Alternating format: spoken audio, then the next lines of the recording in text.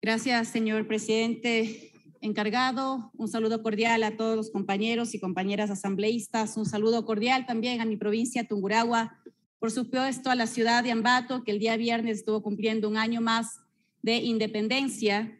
Es justo y necesario, además, antes de empezar mi intervención, expresar mi solidaridad y esa indignación compartida a todas las familias cuyos familiares y seres queridos fueron asesinados en la penitenciaría del Litoral en el marco de esta crisis carcelaria y ante la falta también de atención y respuestas justas y oportunas por parte de quienes son llamados a darlas, por parte también del gobierno nacional, y estamos vigilantes y pendientes de cuáles son las acciones que se van a poner en marcha para poder de alguna manera afrontar esta crisis.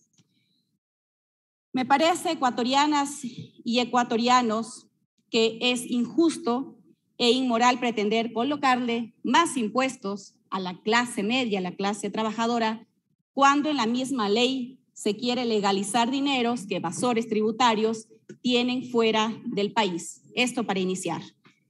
La premisa de toda sociedad justa es que quienes más ganan, más deberían pagar. Sucede en países desarrollados como Alemania, Holanda, Suecia y otros países del norte de Europa y del mundo. Es decir, cuentan con una cultura de justicia tributaria. En el Ecuador, en cambio, según datos del Servicio de Rentas Internas, al año 2020, 38 contribuyentes ganaban por encima de $250,000 mensuales, es decir, 650 veces más de lo que gana un trabajador que recibe un salario básico. Una persona que, por ejemplo, trabaja en un supermercado y que recibe un salario básico necesitaría dedicar alrededor de 52 años de su vida para alcanzar los ingresos de un mes de aquellos grandes contribuyentes. Por ejemplo, un médico general cuyo salario básico es de 1.600 sin los descuentos de ley necesitaría al menos 13 años para alcanzar la cifra antes mencionada. Con la reforma planteada por el actual gobierno, quienes más ganan, menos pagan. Esa es la realidad. Es así como se están demostrando las cifras que se están trabajando en este proyecto de ley.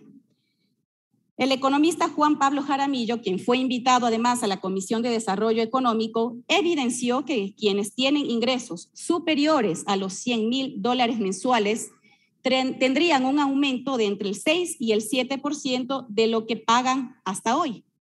Pero para alguien que gana alrededor de $3,000 mensuales, el aumento sería del 200%, contrario a la lógica de lo que debemos conocer y entender como justicia tributaria y que además ya se vino fortaleciendo en este país y que lamentablemente ahora de alguna manera con esta propuesta estaríamos más bien buscando alguna manera de más bien desincentivar esa cultura tributaria que ya se vino fortaleciendo en el Ecuador. Como se puede observar, ciudadanos, ciudadanas, esta diferencia a la que hice referencia es abismal.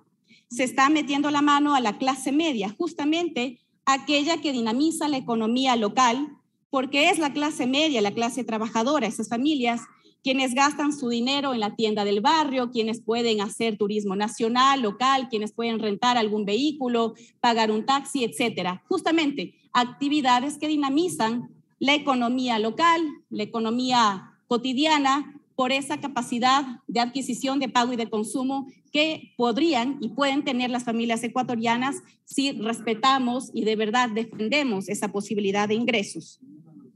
Así que además de afectar a los bolsillos de esta clase media ecuatoriana, esta propuesta podría incentivar a que no se pidan facturas de los consumos que realiza la ciudadanía y por lo tanto que las empresas no paguen los tributos generados por sus ventas. Reducir las deducciones de gastos personales desalienta, por supuesto, a que se pidan las facturas de los consumos que se realizan porque igual la deducción será mínima. Estamos hablando de entre 500 y $1,000, cuando hasta el día de hoy esas deducciones, todos conocemos, se realizan hasta los $14,000 y un poco más. Es necesario mencionar que según la CEPAL, en un estudio presentado en noviembre del 2020, se registraron 2.000 millones en evasión del pago del IVA en el Ecuador, porque los negocios no facturan como corresponde a esa cultura tributaria. Así que no podemos permitir que se aliente la evasión tributaria a través de esta propuesta. Asambleístas, presidente y a todos los ciudadanos que nos escuchan, la reforma y el mayor peso tributario debe ir a esos cerca de 300 grupos económicos más poderosos del país. Solo el 2% como impuesto mínimo como presión fiscal efectiva aplicada a esos 300 grupos económicos recaudaría mucho más de lo que se plantea con esta reforma y ayudaría a cubrir ese tan mencionado déficit fiscal en el Ecuador. Poner mayor carga tributaria a la clase media, promover de alguna manera la evasión tributaria en las empresas, ¿de verdad reactivará la economía o al contrario se estaría limitando la capacidad de consumo de las familias ecuatorianas y de paso la inversión social que tanto necesita el país?